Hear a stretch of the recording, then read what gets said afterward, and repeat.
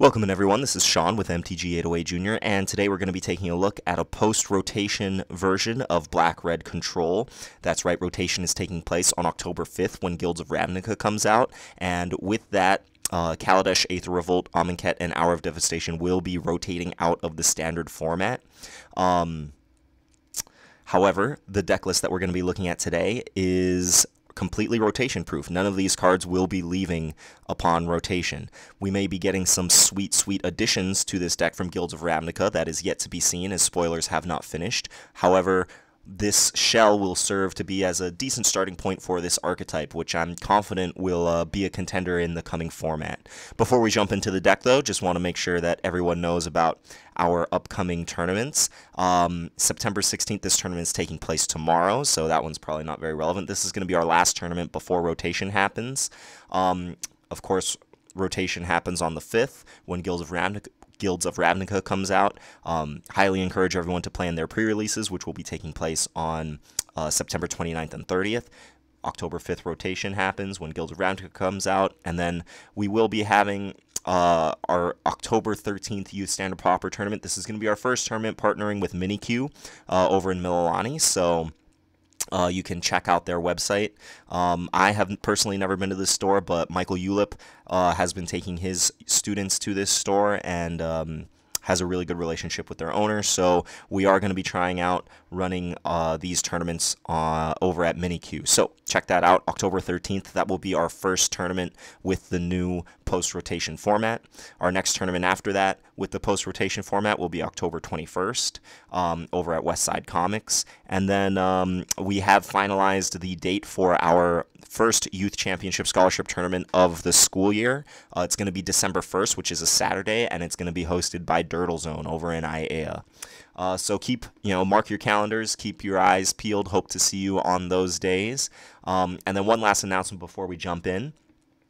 We did just today, actually, our stickers arrived in the mail. So these stickers will be given out at our tournaments to our participants, and they will also be given away to our Patreon contributors. So if you want to get a sweet MTG808 Jr. sticker, please consider becoming a patron subscriber. Even just $1 a month will earn you a sticker, as well as access to our monthly expenditure report. It's more like it's turning out to be more quarterly, but every dollar we spend is posted on our expenditure report. So if you want to support what we do and see how we're spending the money that is being donated, all you got to do is become a Patreon subscriber.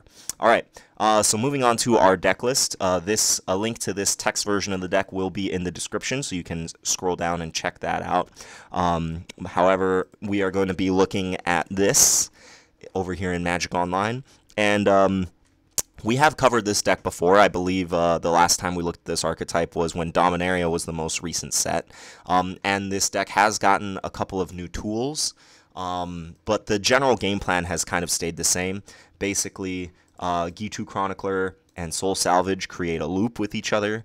The majority of the control decks kind of play this loop. You can either use Gitu Chronicler or Soul Salvager if you are blue-black. However, having this loop in the endgame means that it's very rare that you're going to be overpowered in the endgame. So the rest of the deck is kind of tailored to making sure that you survive to the endgame, right? Paying 6 mana for this and 3 mana for that. If you want to do it in the same turn, that's 9 mana. So you want to make sure that you're playing your lands every turn. You want to make sure that you're not getting run over by your opponent. So the deck is full of kind of cheap removal. Let's just split this up here. Alright, so we've got a bunch of cheap spot removal. Sheevan Fire is very flexible. 1 red to deal 2 damage to a creature. That kills a ton of creatures in the format. Or you can pay 5 to deal 4 damage to a creature. There aren't that many creatures that have toughness more than 4 that are being played in Standard Pauper. There are some, but not very many. So Sheevan Fire is an incredibly flexible spell. Very good at helping us survive the early game. Speaking of surviving the early game, Moment of Craving, 2 mana, target creature gets -2/-2 until end of turn, and you gain 2 life. So again, 2 toughness creatures. We have tons of spot removal for them. This one also just so happens to gain us 2 life, which is very relevant since we are trying to take the game very long. And then, of course, Murder, 3 mana, just destroy any target creature at instant speed. This is probably our best removal spell. Usually you want to save this to kill their creatures with more toughness than Sheevan Fire and Moment of Craving can kill.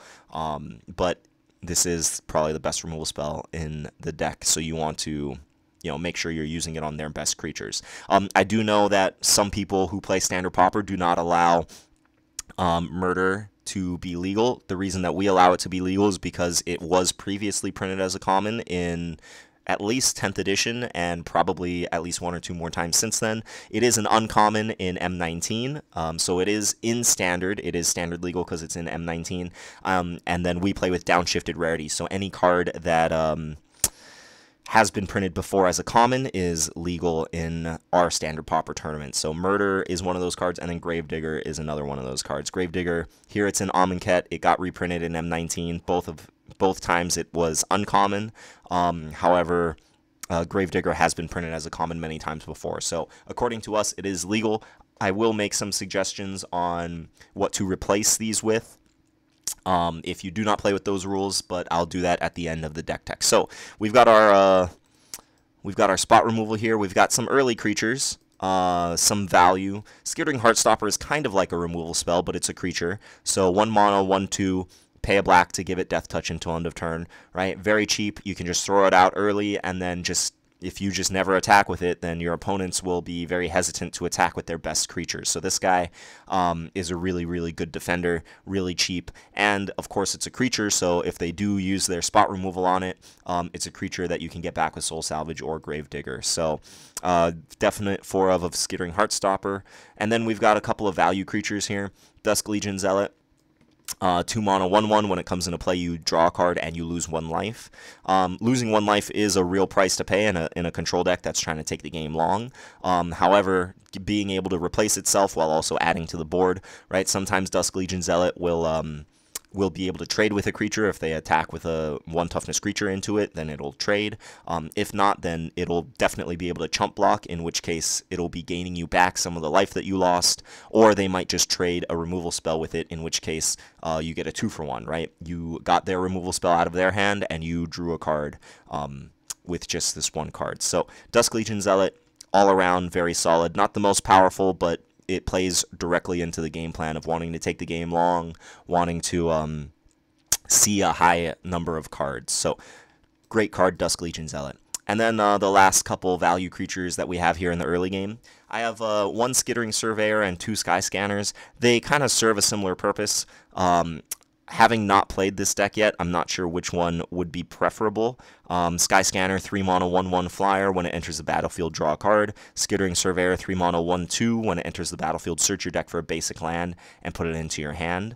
The deck is very mana hungry, so Surveyor might be, the card of choice, right? Gitu Chronicler, you have to pay 6 to kick it. Spark Tongue Dragon, if you want to deal the 3 damage when it comes into play, you have to pay 8 total, right? And then, of course, getting these back with Soul Salvage and Gravedigger, you want to, you might even want double digits of mana later in the game. So Skittering Surveyor, knowing what you're going to get when this comes into play might be better than Sky Scanner, but it's a toss-up.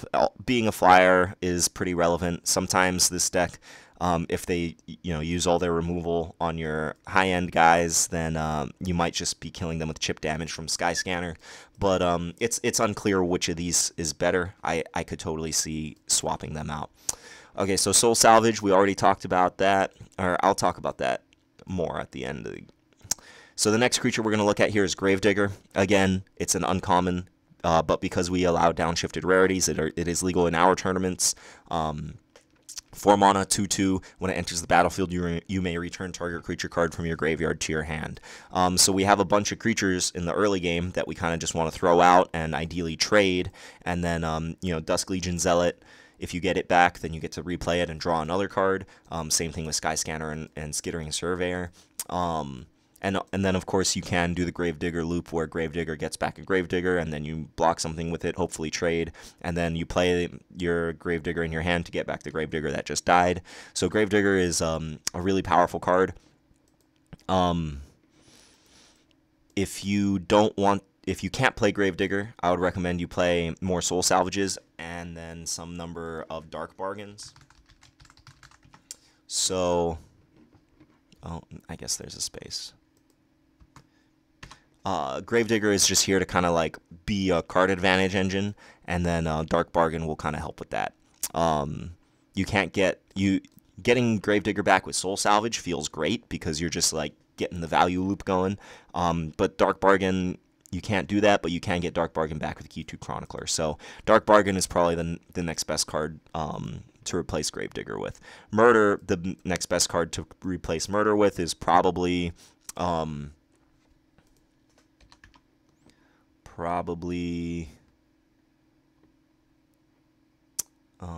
where is it? Some number of Vicious Offering, right? Getting to sacrifice your creatures when they come into play. They give a creature -5/-5. Not much is going to survive that. Replacing Murder with Fungal Infection is reasonable. Or if you want to just make sure that you can straight up kill stuff, Impale, 4 mana, just destroy target creature at instant speed. Not quite as good as Murder, but maybe it might be the next best thing. Bombard is reasonable, deal 4 damage to target creature. And then Contract Killing. The deck is really mana hungry, so paying an extra mana over Impale to get 2 treasure tokens is completely reasonable as well. So if you're playing this deck on MTG Arena, if they ever bring back the Pauper format, or if your store just doesn't allow downshifted uncommons, then those are your replacement options. All right, looking at the end game of the deck. Of course, G2 Chronicler, you almost never want to play this on 2. You almost always want to save it until you can kick it to get back one of your awesome removal spells, or, of course, Soul Salvage. Soul Salvage and G2 Chronicler make sure that you never run out of gas in the late game. But you do also need to be able to kill your opponent, which is what these 4 slots are for. Again, I have a split here because I'm not sure which one is going to be best. I'm personally a big fan of Windgrace Acolyte. Being able to gain 3 life when it comes into play is really important. And then milling your top 3 cards because you have so many effects that get cards back from the graveyard. Putting the top 3 cards of your deck into your graveyard is... it's not quite like drawing a card, but it's almost quite there. Having 2 toughness is a liability. There are lots of removal spells that can kill this straight up. But having the enter the battlefield trigger makes that feel much less bad. So the life gain is really important. Windgrace Acolyte. Also, having it cost 5 mana. G2 Chronicler costs 6, so we don't want too many other 6-drops. Windgrace Acolyte on 5 fits the curve real nicely. Sparktongue Dragon is another option here. Playing it on 5 doesn't feel great. A 5 mana 3/3 flyer that doesn't do anything else is like decent but not great. But then if you get up to 8 mana and you're able to pay the 8 to kick it, dealing 3 damage, to kill a creature, and then having a 3/3 flyer left over is it feels pretty good. I don't think I only have 1 here because drawing multiples makes it more likely that you're going to have to play it on 5 instead of waiting to 8. But I think having 1 in the deck, I think the deck for sure wants at least 1. And then the last option here is Queen's Agent. It does cost 6, which is the same spot on the curve that G2 Chronicler with Kicker fills, so that's a knock against Queen's Agent, but having a repeatable source of life gain is very, very solid. 6 mana, 3/3 lifelink. When it enters the battlefield, it explores, which means you look at your top card. If it's a land, you put it into your hand. If it's not a land, then Queen's Agent becomes a 4/4, and you can either keep that card on top of your deck or put it into your graveyard, right? So... as I mentioned before, the deck has a bunch of graveyard synergies. You can make use of cards going directly into your graveyard, and then having a 3/3 or a 4/4 lifelinker is a really good way to kind of stabilize the game against some of the more aggro decks. So again, as I said, not sure which one of these is best. I don't think you want more than 4 slots dedicated to an endgame creature. However, I think that these are the best options that we currently have. All right, moving on to the sideboard here. This version of Control, I personally think its niche in the metagame is going to be it preys on the aggro decks. It probably has a better aggro matchup than the blue-black deck just because it has more early game removal with Sheevan Fire and Moment of Craving. However, I think that this deck really struggles against the blue-black deck because the blue-black deck has counter spells which are really good against slow decks like this. So like Essence Scatter being able to counter G2 Chronicler is pretty backbreaking, and then they can sideboard into Cancel and Negate and just like counter all your most important spells. So this deck has a pretty bad blue control matchup, so we have a lot of slots in the sideboard dedicated to that. Caligo Skinwitch is really good against any slow deck. It's kind of like G2 Chronicler's counterpart. For 6 mana, it comes into play, and you can make them discard 2 cards against the control matchup, where the most important resource is usually lands in play and cards in your hand. This is going to be a really powerful effect, especially because you can get it back with Gravedigger and Soul Salvage. So I think Caligo Skinwitch is one of the best cards that you can sideboard in against the control decks. And then, of course, Duress lets you get the counterspells out of their hand before they can cast it. You can also get the Soul Salvage out of their hand before they can cast it. Duress is just all around great. And then when the game is going to go long and it's super slow, just having more copies of Soul Salvage. We don't have the 4th one in the main deck just because it can be kind of slow. It can get stuck in your hand in the early game. Drawing multiples in the early game, especially when you're being pressured by your opponent, feels really bad. So we only have 3 in the main deck, but we do have the 4th on the board for those slower matchups. I only have 1 Smelt here. I don't know how many artifacts there are going to be in the format moving forward. Inventor's Goggles is leaving, Short Sword is staying, and then there aren't really too many other high impact artifacts, but we might want access to Smelt, so I have 1 here. Fungal Infection is good against the more aggressive decks if you just need a little more early removal, especially if they have a ton of 1 toughness creatures, then Fungal Infection is going to be great. And then the last card here in the board is Divest. One weakness that this deck has is hexproof creatures. If they play a hexproof creature, your best hope is to just block it with Skittering Heartstopper or some of your other creatures to try to kill it in combat. If they give their hexproof creature flying, then this deck is all it can hope to do is race, right? You can chump block it over and over again with your flyers, or just try to race it with a lifelinker. But either way, you're probably not going to win if they put a flying enchantment on a hexproof creature. In which case, Divest is our best sideboard card against hexproof. Just get it out of their hand before it comes into play. The Merfolk deck plays Jade Guardian. Some of the other control decks play Coldwater Snapper. Those are the 2 big hexproof creatures currently, and Divest is going to be our cleanest answer to him, followed by Skittering Heartstopper. So that's the deck. I think this deck is going to be very solid moving forward. It has a really good aggro matchup. I definitely think there's room for improvement. Unfortunately, I don't think this archetype is going to get too much from the new set, mostly because there's only 5 color pairs in the Guilds of Ravnica set, and then we have to wait till Ravnica Allegiance for the other 5 color pairs, and Black-Red is one of the color pairs that we're going to have to wait for Ravnica Allegiance to come out. I think that set comes out, this is the fall set, I think Ravnica Allegiance comes out in January. Don't quote me on that, though. It's probably sometime around January. All right, but I do think that looking at the spoilers is very relevant, so you can check out those spoilers. We'll have a link to this website, Mythic Spoilers, in the description of this video. You can check it out. There are some pretty sweet commons that have been spoiled. Once the full set is spoiled, then I'll create my video on what cards I think are going to fit and where. But the one card that I think that has been spoiled so far that I think might fit nicely in this deck is Whisper Agent. It might fit in the Sky Scanner slot in this deck, and it is a 1 blue-black, blue-black. So hybrid mana means that you can pay this mana cost with either a blue or a black mana. So you could just pay 2 black and a colorless to play this card in your black-red deck. So it's 3 mana. It has flash. When it enters the battlefield, you surveil 1, which is not quite drawing a card like Skittering Surveyor and Skyscanner do, but it is pretty similar in the sense that so let me back up. Surveil means you look at the top card of your library and you may put it into your graveyard. So it's kind of like Scry, but Scry puts it on the bottom of your deck, which is nice, but putting it into your graveyard means that you can get it back with Soul Salvage or Gravedigger or G2 Chronicler later. So Whisper Agent, it's a much bigger body than Skittering Surveyor or Skyscanner, and the effect is almost as good. It's not quite drawing a card, but it's close. So keep an eye on Whisper Agent. And then the last card that I think that might see play in this archetype is Deadly Visit, right? Especially if you're playing without without murder, paying 5 mana to destroy any creature at sorcery speed, and then you get to Surveil 2. Again, Surveil is not quite drawing a card, but it's close, especially when you can Surveil 2. The odds that you're going to hit something, get rid of cards that you don't want, or put cards that are going to be more useful in your graveyard than on top of your deck, is pretty high. So this card seems reasonable, especially if you are not playing with murder in the deck.